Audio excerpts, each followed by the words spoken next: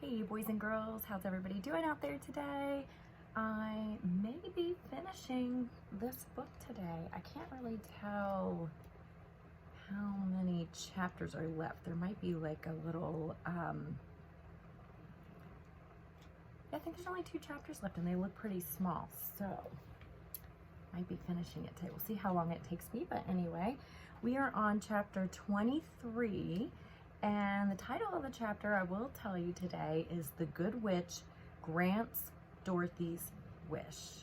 Okay, so she must be going home to Kansas today.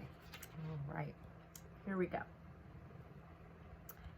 Before they went to see Glinda, however, they were taken to a room of the castle where Dorothy washed her face and combed her hair, and the lion shook the dust out of his mane, and the scarecrow patted himself into his best shape, and the woodman polished his tin and oiled his joints.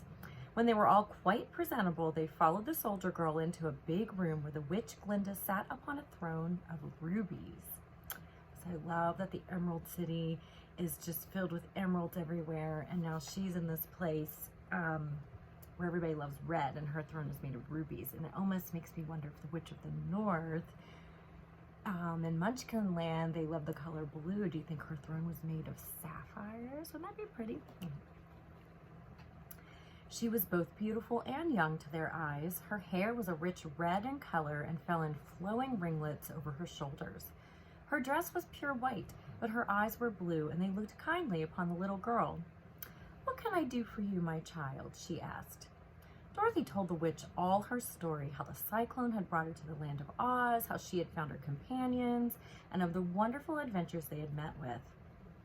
"My greatest wish now," she added, "is to get back to Kansas, for Aunt Em will surely think something dreadful has happened to me, and that will make her put on mourning." That will make her put on mourning. Okay, so I guess it's just saying she'll be grieving. "And unless the crops are better this year than they were last, I'm sure Uncle Henry cannot afford it." Glinda leaned forward and kissed the sweet, upturned face of the loving little girl. "Bless your dear heart," she said. "I'm sure I can tell you of a way to get back to Kansas." And then she added, "But if I do, you must give me the golden cap." "Willingly," exclaimed Dorothy. "Indeed, it is of no use to me now, and when you have it, you can command the winged monkeys 3 times. "And I think I shall need their service just those 3 times, answered Glinda, smiling. Dorothy then gave her the golden cap, and the witch said to the scarecrow, "What will you do when Dorothy has left us?" "I will return to the Emerald City," he replied, "for Oz has made me its ruler, and the people like me. The only thing that worries me is how to cross the Hill of the Hammerheads. By means of the golden cap, I shall command the winged monkeys to carry you to the gates of the Emerald City," said Glinda, "for it would be a shame to deprive the people of so wonderful a ruler." "Am I really wonderful?" asked the scarecrow. "You are unusual," replied Glinda. Turning to the Tin Woodman, she asked, "What will become of you when Dorothy leaves this country?" He leaned on his axe and thought a moment, and then he said, "The Winkies were very kind to me and wanted me to rule over them after the Wicked Witch died. I'm fond of the Winkies, and if I could get back again to the country of the West, I should like nothing better than to rule over them forever." "My second command to the winged monkeys," said Glinda, "will be that they carry you safely to the land of the Winkies. Your brains may not be so large to look at as those of the scarecrow, but you really are brighter than he is when you are well polished, and I am sure you will rule the Winkies wisely and well." Then the witch looked at the big shaggy lion and asked, "When Dorothy has returned to her own home, what will become of you?" I don't know if you can hear Herschel snoring in the background, and he's starting to dream, so the video camera might get a little shaky, or my phone, that's what I'm using to record, might get a little shaky, so I apologize in advance. He's snoring up a storm. Anyway, "Over the Hill of the Hammerheads," he answered, "lies a grand old forest, and all the beasts that live there have made me their king. If I could only get back to this forest, I would pass my life very happily there." "My third command to the winged monkeys," said Glinda, "shall be to carry you to your forest. Then, having used up the powers of the golden cap, I shall give it to the king of the monkeys, that he and his band may thereafter be free forevermore." That's just what I thought Dorothy was going to do. I'm glad Glinda decided to do that. The Scarecrow and the Tin Woodman and the Lion now thanked the Good Witch earnestly for her kindness, and Dorothy exclaimed, You are certainly as good as you are beautiful, but you've not yet told me how to get back to Kansas. Your silver shoes will carry you over the desert, replied Glinda. If you had known their power, you could have gone back to your Aunt Em the very first day you came to this country. But then I should not have had my wonderful brains, cried the Scarecrow. I might have passed my whole life in the farmer's cornfield. And I should not have my lovely heart, said the Tin Woodman. I might have stood and rusted in the forest till the end of the world. And I should have lived a coward forever, declared the Lion, and no beast in all the forest would have had a good word to say to me. This is all true, said Dorothy, and I'm glad I was used to these good friends. But now that each of them has had what he most desired, and each is happy in having a kingdom to rule beside, I think I should like to go back to Kansas. The silver shoes, said the Good Witch, have wonderful powers. Now I'm thinking, why didn't the Witch of the North tell her these things? Maybe she didn't know. I don't know. And one of the most curious things about them is that they can carry you to any place in the world in 3 steps, and each step will be made in the wink of an eye. All you have to do is knock the heels together 3 times and command the shoes to carry you wherever you wish to go. If that is so, said the child joyfully, I will ask them to carry me back to Kansas at once. She threw her arms around the Lion's neck and kissed him, patting his big head tenderly. Then she kissed the Tin Woodman, who was weeping in a way most dangerous to his joints.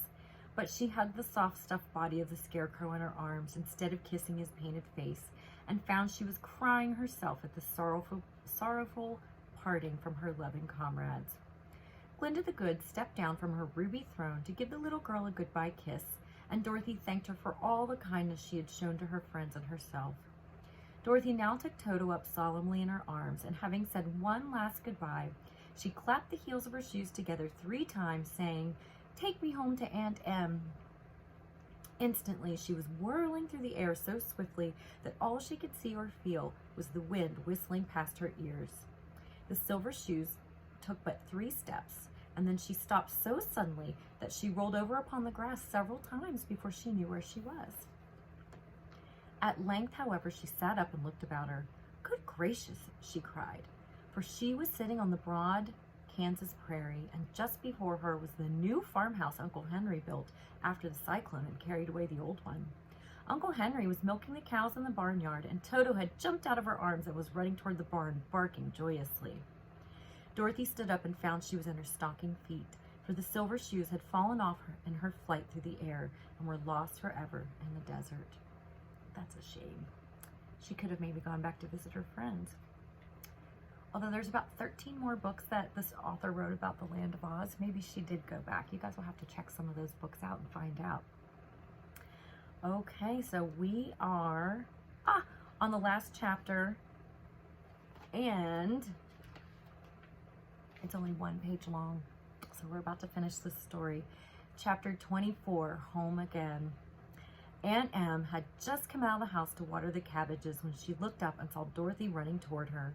My darling child, she cried, folding the little girl in her arms and covering her face with kisses. Where in the world did you come from? From the Land of Oz, said Dorothy gravely. And here is Toto, too. And oh, Aunt Em, I'm so glad to be at home again. And that, my friends, is the end. So there were a few more pages left, and I thought maybe that was the rest of the chapter, but it's really just a timeline of all the books that L. Frank Baum has written. And the first book he wrote was in 1897, or the first book he published, and it was Mother Goose in Prose. And this book that we just read, that I just read to you, The Wonderful Wizard of Oz, was published in 1900. So 120 years ago, this book was published. Isn't it just unbelievable that it was that long ago? And he wrote many, many, many more books, and lots of books about the Land of Oz. And he kept writing books. It looks like his last book was published in 1913, and it's called The Patchwork Girl of Oz. So that's really interesting. Makes me want to really read a lot more of his books. Oh, no, I'm sorry. There's another page. Sorry about that. Last one was in 1969. Animal Fairy Tales. So I'm glad I turned the page. I would have been giving you guys the wrong facts. So I thought this book was absolutely wonderful. I hope you guys enjoyed it. I'm glad I got to finish it right before school was out, and it was really fun reading to you guys. I wish that I could have read it to you in person. I know we would have had some wonderful discussions together, but at least I got to do it this way. All right, take care. Bye guys, I love all of you.